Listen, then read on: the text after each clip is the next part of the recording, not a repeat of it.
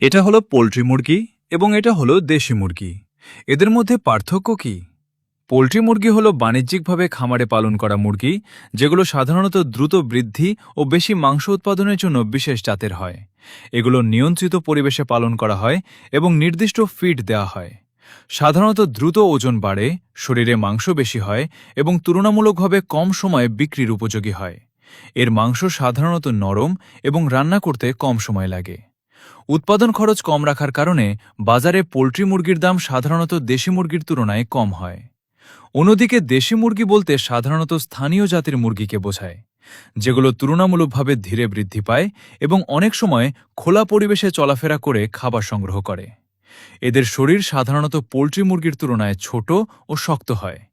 বৃদ্ধির গতি ধীর এবং মাংস তুলনামূলকভাবে শক্ত, ফলে রান্নায় বেশি সময় লাগতে পারে। দেশি মুরগির মাংসের স্বাদ ও গন্ধ অনেকের কাছে বেশি আকর্ষণীয় হওয়ায় বাজারে এর দাম সাধারণত বেশি। সহজভাবে বললে, পোল্ট্রি মুরগি দ্রুত বেড়ে ওঠে, নরম মাংস কম দাম, এবং দেশি মুরগি ধীরে বেড়ে ওঠে, তুলনামূলক শক্ত ও স্বাদযুক্ত মাংস বেশি দাম। তবে দেশি মানেই বেশি পুষ্টিকর এবং পোল্ট্রি মানেই ক্ষতিকর, এই ধারণা সঠিক নয়। এরপর আপনি কোন বিষয়ে জানতে চান? কমেন্ট করে জানান। এমন আরও গুরুত্বপূর্ণ তথ্য জানতে আমাদের সাথেই থাকুন।